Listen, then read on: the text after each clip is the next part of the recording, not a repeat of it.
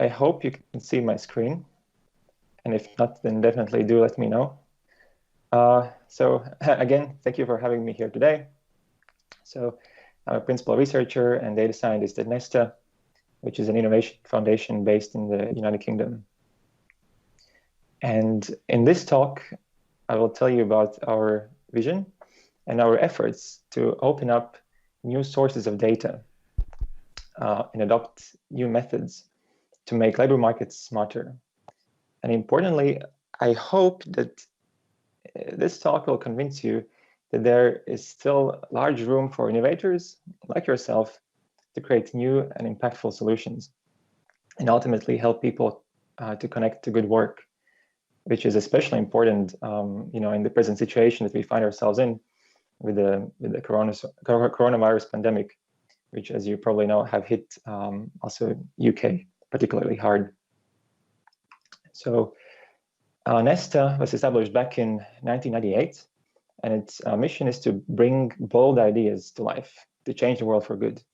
So as I mentioned in the beginning, we are an independent charity with a staff of over 200 people, and we support and develop new ideas to tackle big challenges across various fields, such as education, healthcare, public sector services, and creative economy. We do original research and we prototype solutions, and we also bring together other innovators and organize what we call challenge prizes. And occasionally, Nesta also invests in enterprises that can bring about a positive social impact. One important and impending challenge that we are facing is that as a result of technological progress and demographic change, many workers are currently employed in occupations that are likely to change radically or disappear entirely by 2030. It is estimated by a study by researchers from Nesta and the Oxford University that there are more than 6 million such workers in the UK alone. And so without immediate action, there is a risk that at-risk workers will be trapped in insecure, low-value and low-pay employment, or even worse, they might be forced out of work altogether. So Nesta's Open Jobs team is working on innovations that would help to prepare for this precarious scenario and enable workers to navigate their future careers, skills, and job opportunities more effectively. The problem is that labor market is opaque, mismatched, and faces large disruptions. Job seekers lack support and guidance on how to develop skills that would meet employer demand. Many workers in the UK face stagnant pay and low social mobility. Businesses, on the other hand, find it difficult to recruit workers with the right skills. The Open University has estimated that in the UK, skill shortages cost around £4 billion a year in higher salaries, recruitment costs, and temporary staffing bills. Moreover, there are further challenges on the horizon, as the demand for skills is shaped by such key trends as automation, demographic change, and the drive towards a greener, more sustainable economy. Moreover, as we are all well aware, COVID-19 has had a dramatic impact on labor markets and may significantly accelerate automation in the most affected sectors. To tackle these challenges, we need new solutions, and big data and data science can enable us and play a huge role in creating new tools and infrastructure for connecting people to good work. At the Open Jobs team of Nesta, for the past years, we have focused our efforts on what we think are the most needed innovations. And these are, first, having a common language for the different players in the labor market. Second, we need a map that would underpin useful recommendations for career transitions and learning. And third, the solutions that we come up with should be inclusive and person-centered. And so in the next few minutes, I will give you a brief overview on some of the things that we have achieved so far, and also hopefully inspire you to perhaps take up some of these ideas and come up with innovations of your own. So many of you have probably heard the expression that skills are the new currency of the labor market. For example, the World Economic Forum published a report about a year ago arguing that our present habit to rely on job titles or university qualifications is outdated, and that employers, educators, and governments should shift to a skills-based system.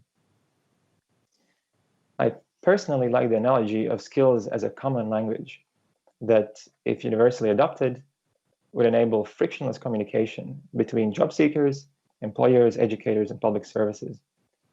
For example, a skills-based system would allow employers to better recognize the transferable skills of their job applicants, especially if the job seeker is making a career transition from another sector. It would also make it easier for the job seekers to more precisely identify their skill gaps and find suitable training and education opportunities to bridge these gaps. Finally, information on skills demand would also allow educators and policymakers to design more up-to-date learning programs and more actionable career guidance. Altogether, all of this would lead to a more transparent labor market. So responding to this, my colleagues at Nesta, Jill Jumalieva and Kath Sleeman, built the first open and data-driven UK taxonomy of skills, extracted from 40 million online job adverts. So they use tools from network science, natural language processing, and unsupervised machine learning to find naturally occurring groups of related skills. And the result that you can see on the right-hand side is a systematic classification of about 10,000 unique skills that are demanded by employers. And you can see sort of how it looks like, that it has 3 levels with 6 large groups at the top level, sort of on the most left-hand side. And then these are divided into 35 subgroups, and finally into about 140 categories at the most granular level. Traditionally, such frameworks have been crafted by groups of industry experts, requiring huge effort, a lot of time, and they are usually updated on the timescales of years, if not even decades. Taxonomy like this one, however, is a first step towards a real-time network that links skills and occupations, and eventually also education qualifications, if educators would also adopt such a framework to describe their courses. Importantly, these skills now can be linked to other valuable information that is present in the job ads. From the frequency of skills occurrences and the salaries advertised in the job advertisements, we can estimate the demand and monetary value of skills. Moreover, by looking at data spanning several years, we can also identify skills that are trending or declining. For example, as shown in this visualization, the skills associated with the highest salaries and largest growth in 2019 were related to data engineering, marketing research, and IT security. Conversely, skills related to retail and sales or office administration, while still being in relatively high demand, had a much smaller growth and lower monetary compensation. By joining up this taxonomy with official data on employment, it can also inform businesses and policymakers about the local supply of workers' skills. And in turn, this can shed light on potential regional differences, or the so-called mismatch between the supply and demand of skills. Now, there is still work that needs to be done to make this taxonomy more inclusive and to enable real-time updates. And this is why we are presently working on the next second version. However, we have already been met with a large interest for such an open source tool, both in the public and in the private sector. The second innovation that would build upon the taxonomy of skills is a map to navigate the labor market. We think of this as sort of a Google Maps for jobs and skills, where instead of roads, you would have job transition pathways connecting different occupations. These pathways would provide information about the skills required for making the transition. Instead of travel time, people could find guidance about the time and cost associated with learning the skills that they are missing. And importantly, this map would feature information about the salary and job quality, as well as forward-looking insights on how jobs will be affected by large-scale changes, such as automation or the transitioning to a greener economy. Presently, we are working towards such a map exactly in the context of automation. We are mapping what we call career causeways for workers whose jobs are at risk of being automated by the advances in machine learning. Interestingly, to find viable pathways to the more secure jobs, we are also in fact using machine learning methods. And so we compared the skill sets as well as the typical work activities and the interpersonal, structural, and physical work aspects for over 1,500 occupations. And by doing this, we could create sort of a map which can be used to identify potential pathways from high risk to safer occupations and illustrate the transferable skills as well as the most likely skill gaps. So on the right-hand side, you can see a visualization of this map where each circle is an occupation and their placement in the map depends on their similarity to other occupations. The color indicates the automation risk, with red being high and blue indicating low risk. One finding that you can immediately appreciate from this map is that automation risk appears to concentrate in clusters in this occupational landscape. And so some of these clusters you can recognize in the sales and services sector, sort of more in the middle of this map.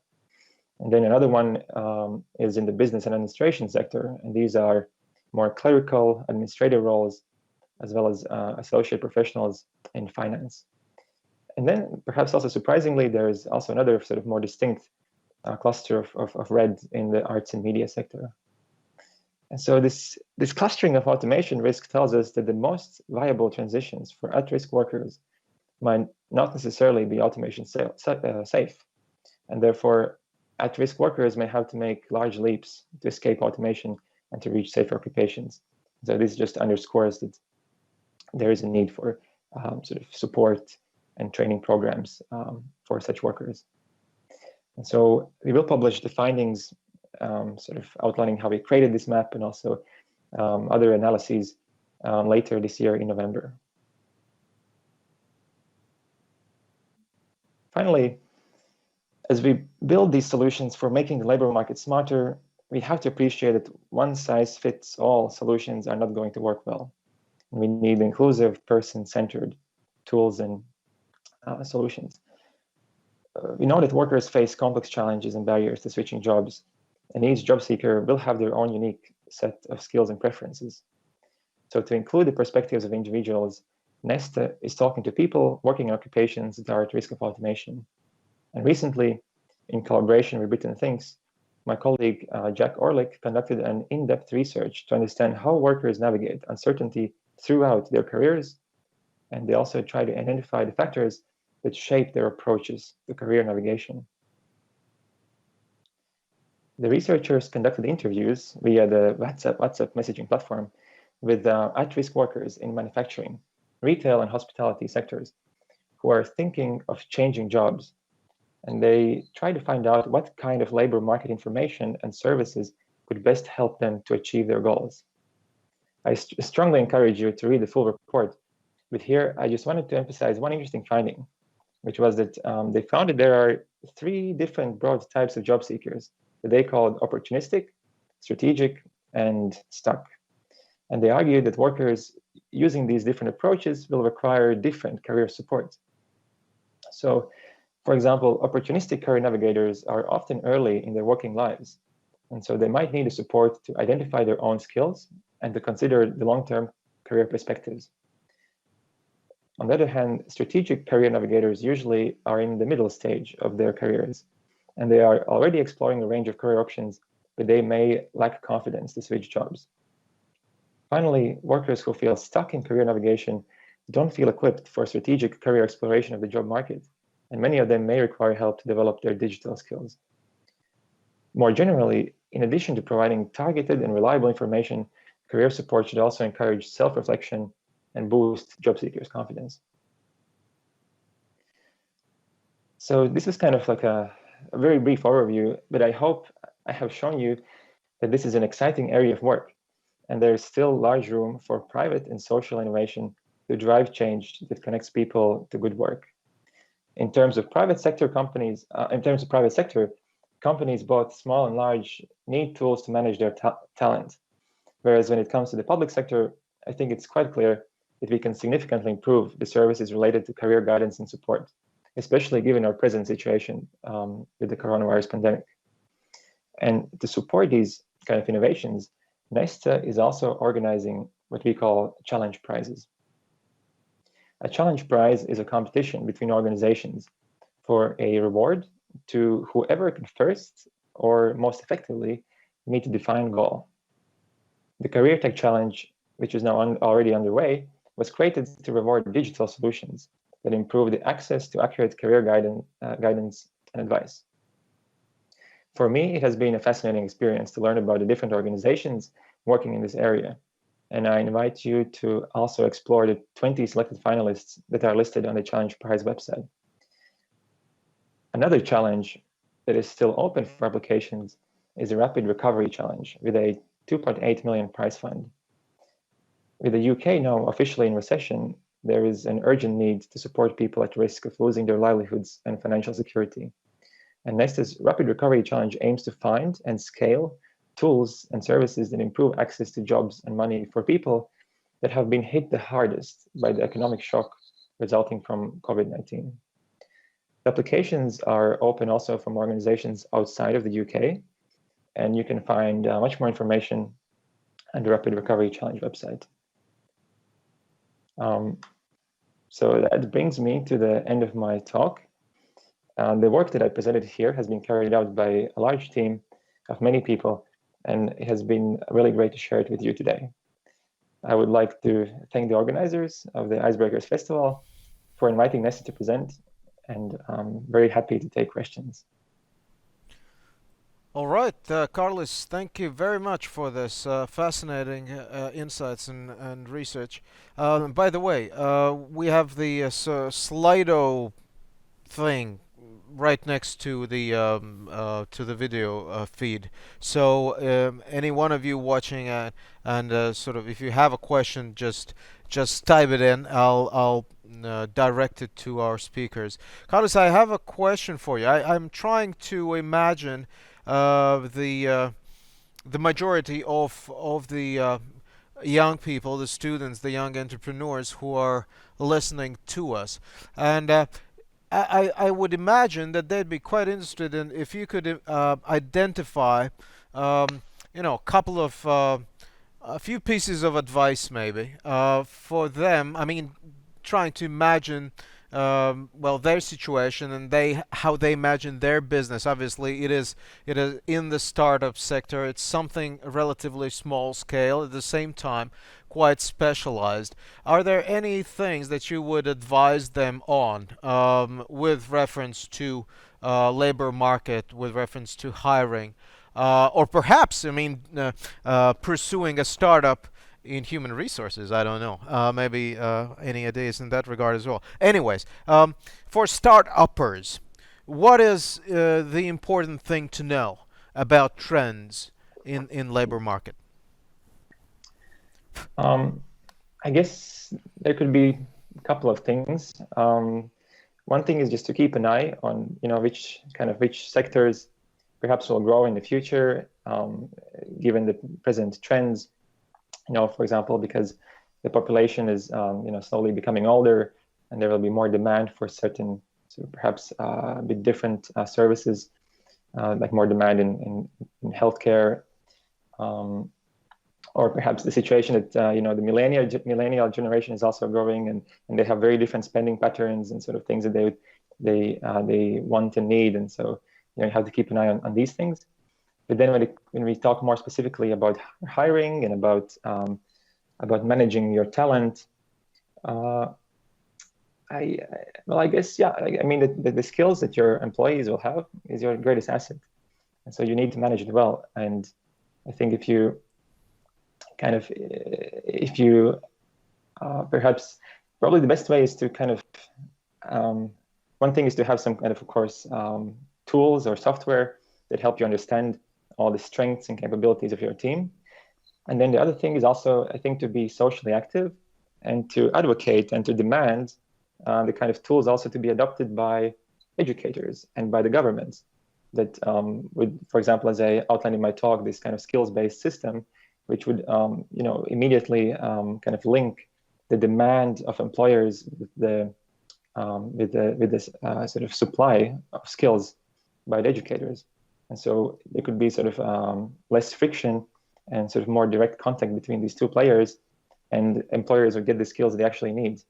So I think what I would like to emphasize maybe here today is really the kind of social aspect of what also entrepreneurs can do, and you can sort of demand a better change and a better normal. All right, I have a question coming in. Are you, as we understand, I mean, most of your research is, based on the British experience, right? Have you got anything on particularly on the Latvian situation, perhaps, or the Baltic situation, or how is it internationalizable? I don't know whether that's a word or not, but so about the applicability, I suppose, of those insights on an international scale, I think is the question mostly related on. Yeah. Or is it British specific? No, definitely not. It is. I think that the general idea of such tools, and this is what the team where I work, so Open Jobs team, this is kind of what we are most working on is creating sort of data-driven tool taxonomies or data-driven tools that help to kind of get a grip on labor market information. And these tools, of course, they have to be localized once you implement them into a product. But at the first step of just kind of developing the methodologies and developing the basic kind of technology that underpins these tools, I mean, this is applicable to any country. And presently, the project about automation and about mapping the pathways out of at-risk occupations. So we are doing this. So we kind of developing this framework not only for UK, but we also collaborate with people in Italy and in France, and also in Germany, and kind of and make sure that this framework would also apply to the Baltics. So, and on a technological level, these kind of insights are definitely international and global. And then, of course, in the end, labor markets are local, and so if you kind of adopt this methodology and these innovations, you will have to also, of course, somehow access the local data about vacancies and salaries and so on, and incorporate this into your tool. All right, Carlos, we've got like 2 minutes left. One last question for you. And I think this is quite intriguing. This is coming over Slido, but I think it is extremely interesting. So the question is about generational differences in labor markets. Is there anything that start-uppers should bear in mind? I'd imagine this. I'll amplify this question by an observation. I would say if I'm a student and potentially thinking of a startup, I would imagine that my labor force or my employees are going to be in the same age group as I am, right? But I would guess that should not necessarily be the case. I mean, even start-uppers and young entrepreneurs could also, I mean, it would be a good idea to just give thought to a possibility, to explore the possibility that maybe there's something to be gained by employing not only the young people of your generation, but also people from different age groups, right? You've got a minute to reflect on this, Karlis. Yeah, I think it's a great reflection and great insight, and I would fully agree with that. And maybe I would add to this, and also this kind of comes back a bit in the first question that you asked me about advice to startuppers and people who are thinking of sort of employing a large number of people in the future. I think you also need to consider that as the labor market faces sort of more uncertainty, probably you have to think about not only expecting that somebody comes to you as a full package, with all the skills that you require, but you might also have to train them on the job and sort of provide on the job training and invest in your employees.